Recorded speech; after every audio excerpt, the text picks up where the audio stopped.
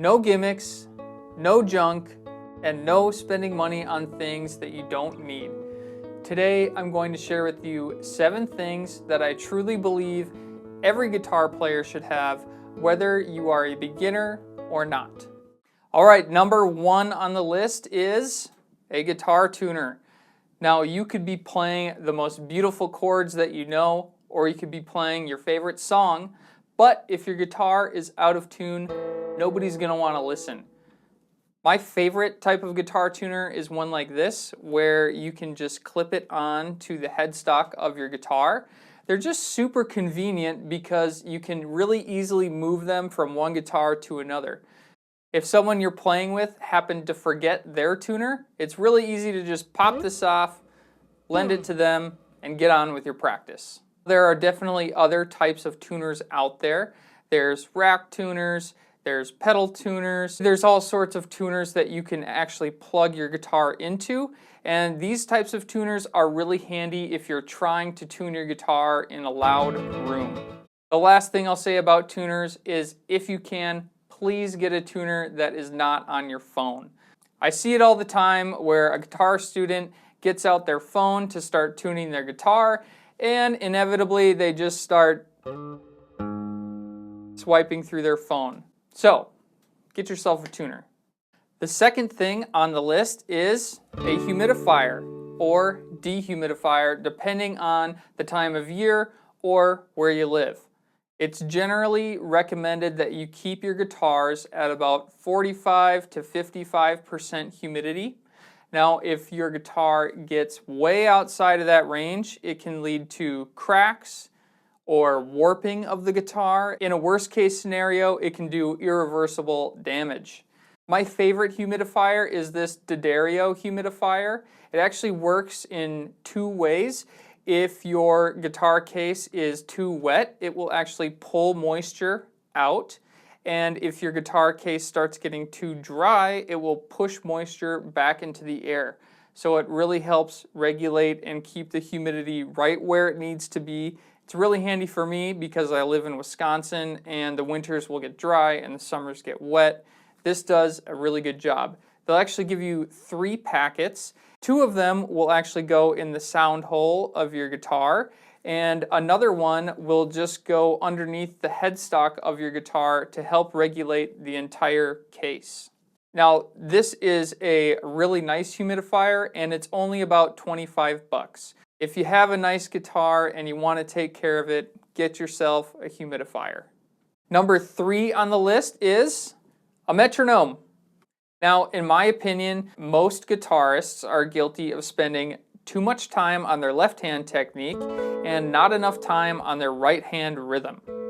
Music is made up of both harmony and rhythm, and both of these things are equally important, especially when you're trying to put them together to create a song. If you ever plan to play in a band in the future, it's going to help you a lot if you can just learn to play to a steady tempo. Now, you may think that you're playing to a steady tempo when you're practicing by yourself. I would encourage you to turn on a click track or a drum track, play along, and record yourself, and then listen back. That can oftentimes be pretty revealing. A lot of bands nowadays will even play with backing tracks or a click track in their ears, and this is to help keep everyone at the same tempo and get the sound as tight as possible. If you want to do yourself a favor, start practicing to a steady tempo now. You can get either a wind-up metronome like this one I have here. You can also get digital metronomes that take a battery. Either one is just fine. This one I think cost me about 25 bucks on Amazon and works great.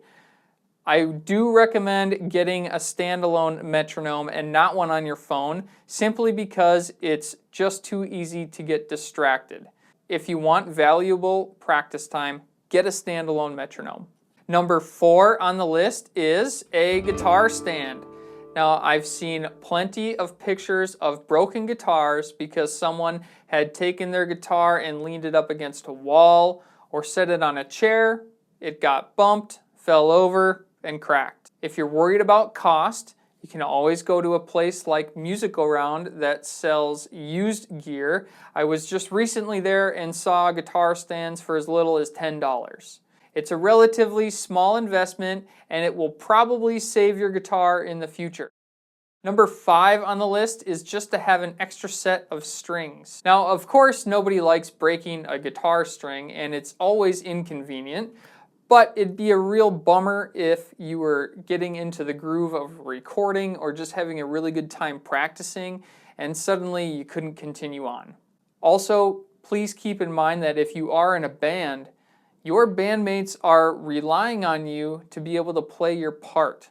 Now, worst case scenario, if you are at a gig and you break a string during a song, typically people are pretty understanding, and honestly the crowd can get into it if they see that you're playing hard enough to where you just broke a string. Usually everyone's just fine with you taking a minute to throw a new string on and then continue on. That is a much better scenario than, oh, sorry guys, I guess I can't continue on. Number 6 on the list is a guitar strap. You may already know that playing seated with your guitar on your leg feels very different than standing up and using a guitar strap. If you do plan to play shows in the future, chances are you're going to be standing. So it's a really good idea to get used to how it feels now. I personally really prefer to stand and play guitar when I can. When I'm standing and I'm using a strap, I'm able to stand up nice and tall, relax my shoulders, relax my arms, and overall it just feels more comfortable. Also, this will challenge you to not look at the front of your guitar and your fingers quite as much. Since the guitar is more vertical, straight up and down, you're not going to be able to see the front of your fretboard. This will be really good for helping you to not rely on your eyes so much when you're playing. The last thing on the list, and definitely not the least important, is just simply to have a goal. Now, let me give you an example of what I mean by that. When I first started playing guitar, I always had this vision of me on stage playing, heavy metal guitar, and there was this specific song that I really wanted to learn. It was called Through Struggle by As I Lay Dying. I just could not get over how cool I thought the guitar part was in this song. I definitely could not play it right away. It took me a long time to actually get there. But I knew to be able to play that song, I had to work on palm muting and my right hand rhythm. And I had to work on getting my left hand quite a bit faster because there's a lot of single notes. It wasn't until much later on that I actually had the chance to play the song in a band. And that was one of the most awesome experiences. I got to play one of my favorite songs with a band in front of a bunch of my friends and family, and it was just one of the coolest moments. I had my vision, and that vision helped me shape all of my practice up until that point. If you are a guitar player that wants to play ripping solos and play in a band, you might have to work on scales and improvising. If you want to learn American Idiot by Green Day, you're probably going to have to spend some time working on power chords. What really helps me is choosing a song as a goal and working on the individual pieces until I finally get there. This is also going to help prevent you from just mindlessly playing exercises that are never going to be used in your playing. Thank you so much for watching today's video. I really do appreciate it. And if there's anything that you would like to add to this list or that you think is just as important, let me know in the comments. Till next time.